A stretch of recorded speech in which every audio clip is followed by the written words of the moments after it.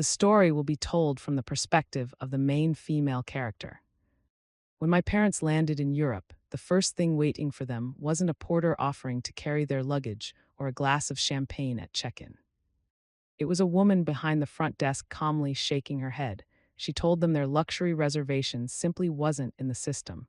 Confusion spread across their faces.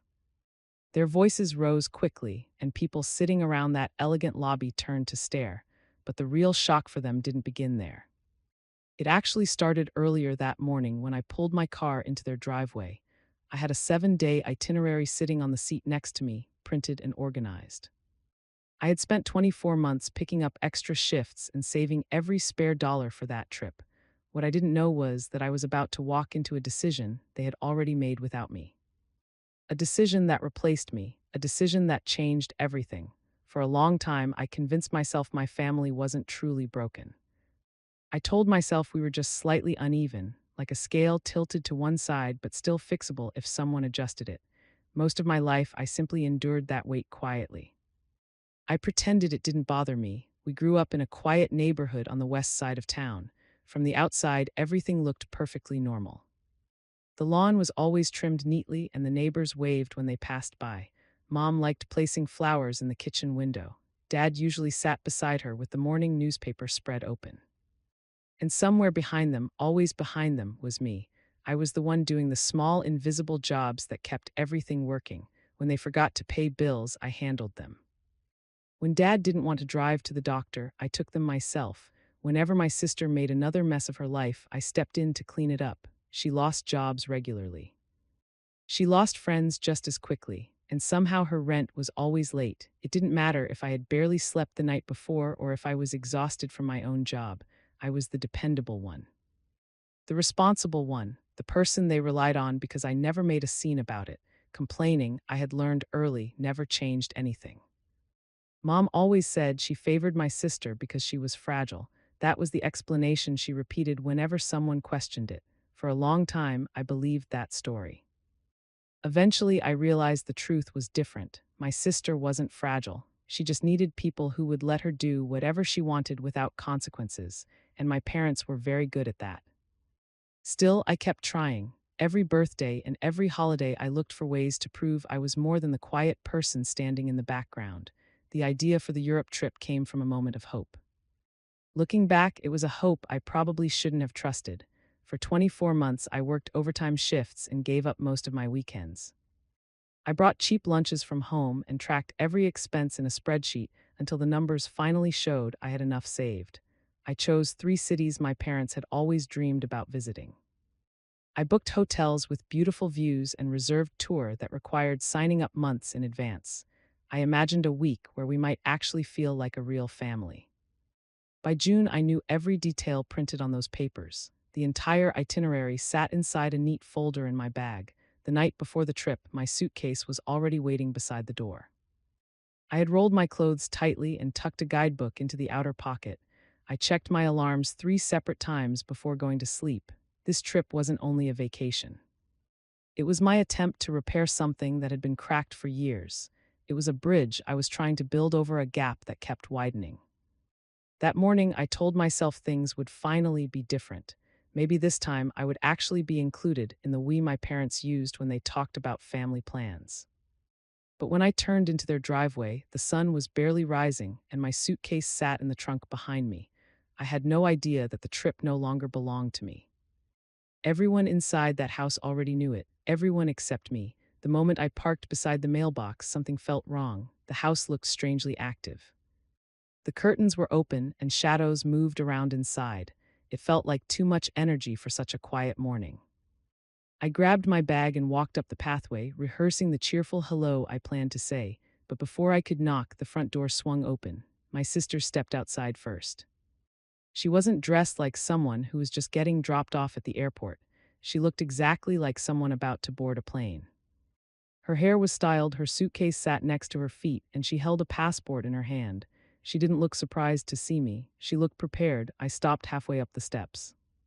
"What is going on?" I asked.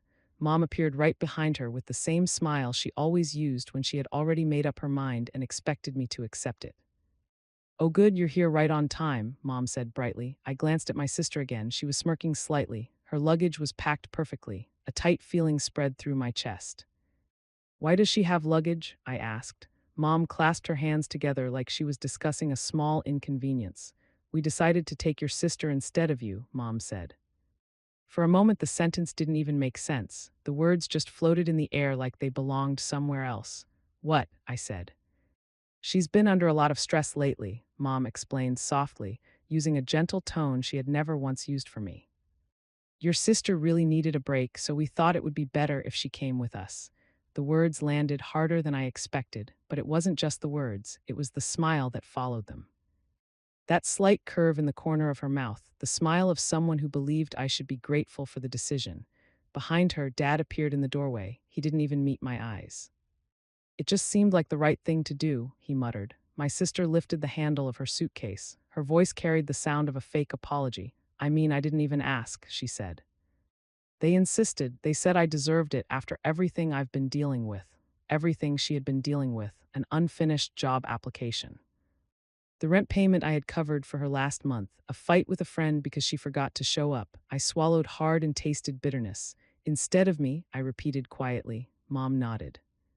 You're always busy with work, sweetie. You can take another trip later. You understand, right? She said. Understand, that word again. A lifetime of being expected to understand. The morning sunlight felt warm on my face, but inside I felt cold. I thought about the suitcase sitting in my trunk, about the 24 months of work packed inside it. I realized the trip was already gone before I even had the chance to fight for it. I stood there looking at the three people who were supposed to know me best. All I did was stay quiet. But this silence wasn't surrender. It was the quiet sound of something inside me changing. The drive to the airport felt like sitting inside a house that had already caught fire. The car was quiet, heavy, hard to breathe in.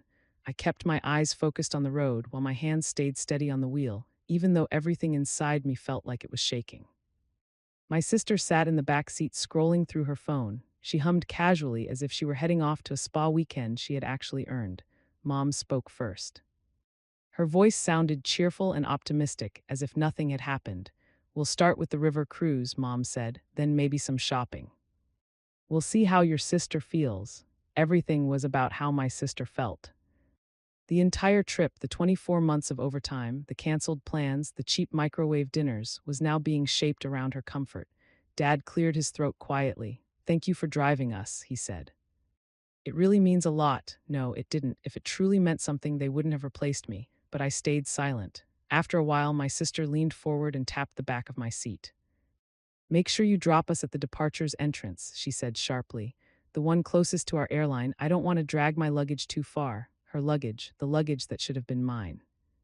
I simply nodded. Nodding was the only way to keep my anger contained inside my chest.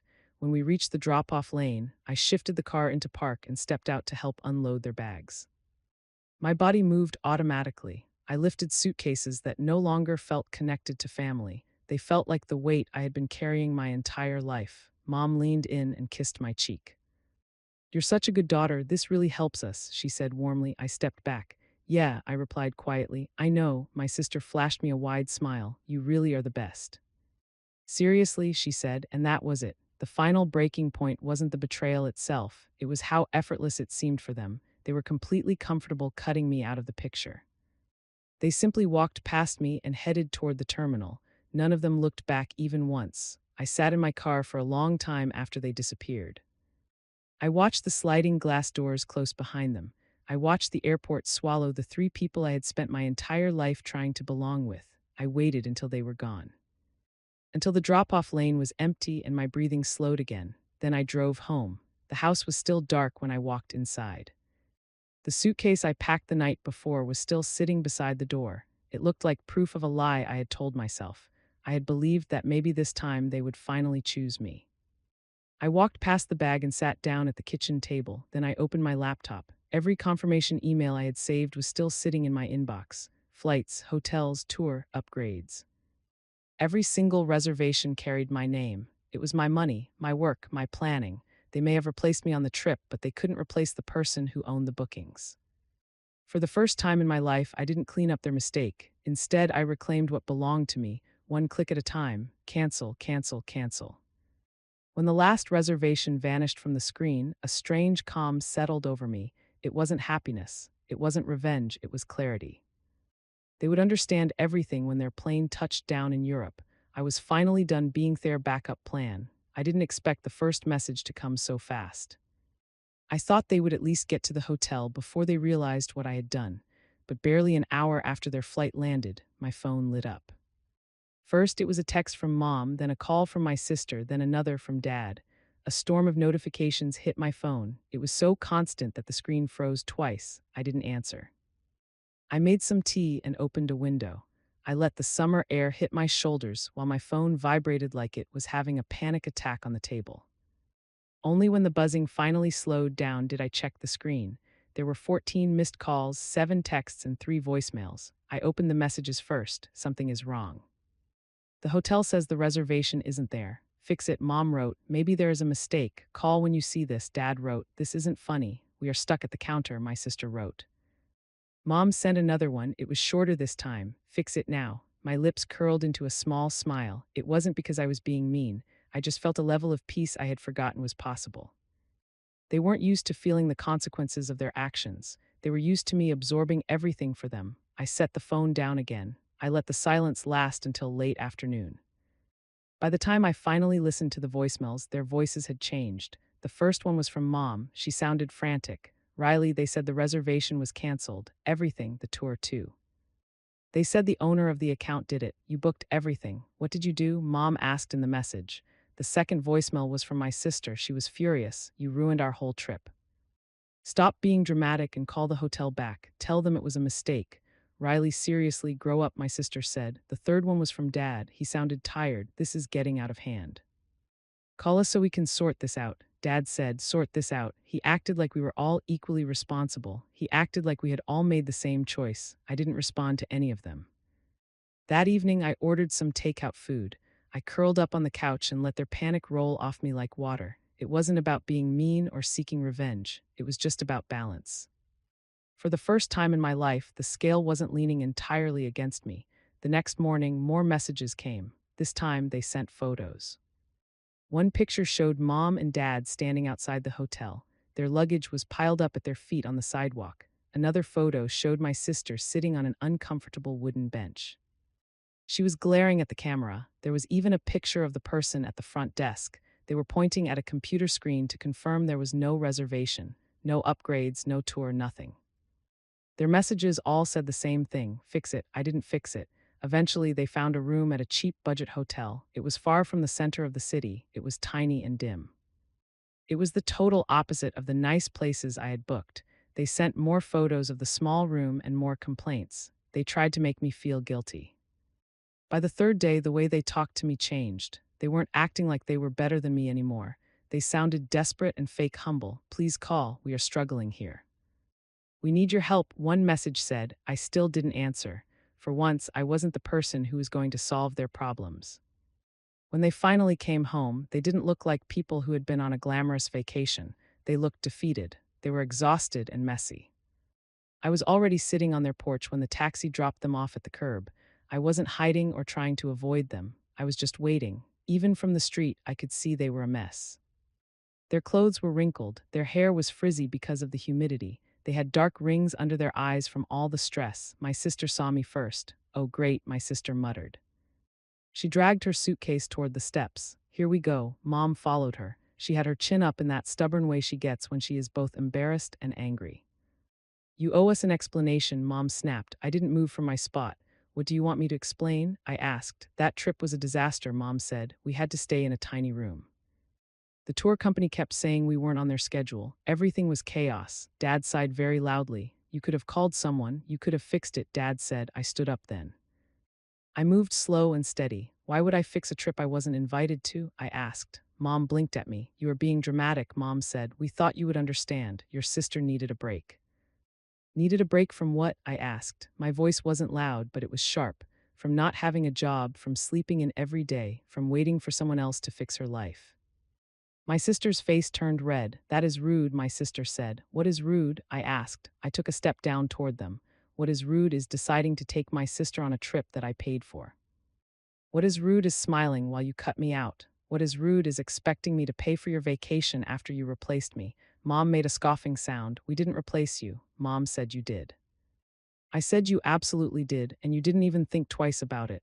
Dad tried to talk again. You could have talked to us instead. You canceled everything. Dad said. I looked at him. I really looked at him. For the first time, I didn't just see my father. I saw a man who had spent his whole life avoiding any kind of conflict. I didn't cancel everything, I said quietly. I canceled what I paid for. You took me out of the trip, so I took myself out of the bill. Silence settled. It wasn't the heavy, suffocating silence I grew up with. This felt clean and clear. My sister crossed her arms. She stayed defensive until the very last second. You ruined our entire week. My sister said, no, I said. I just stopped ruining my own life for you. Mom opened her mouth to speak, then closed it again. She looked away. For the first time in her life, she didn't have a comeback. I picked up my keys and put my bag over my shoulder. I hope you learned something from this, I said, because I did. Dad's voice sounded small when he spoke. What did you learn? Dad asked. That boundaries are real, I said. And I am finally going to keep them. I walked off the porch. Nobody followed me. As I reached my car, my sister called out to me. Her voice sounded like it was about to crack. So what now? Are you just done? My sister asked. I turned back one last time. I am done being the person who fixes everything for you, I said.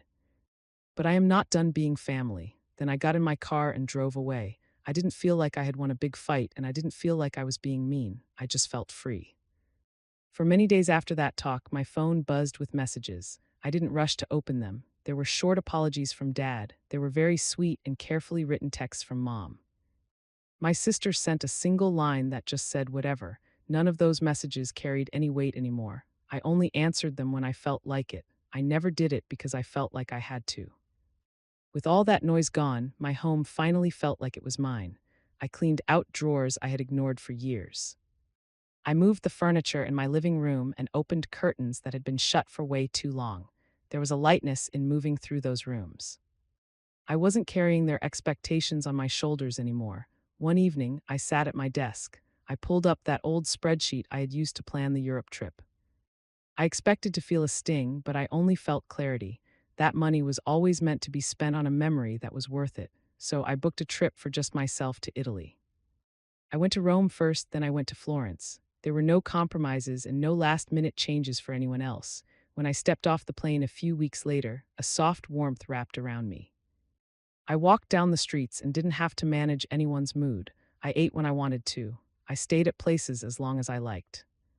Every moment felt like I was taking back something I didn't even realize I had lost. Freedom wasn't a loud thing. It was steady, and it finally belonged to me. By the time I flew back home from Italy, I knew one thing for sure. Love is not measured by how much you give to other people. It is measured by whether anyone ever gives anything back to you. Setting boundaries did not break my family. It finally showed me which parts of the family were actually worth keeping. If you have ever carried more than your fair share of the weight, I hope my story reminds you that you are allowed to step away. You are not alone, and you deserve better than being the person who fixes everything for everyone else.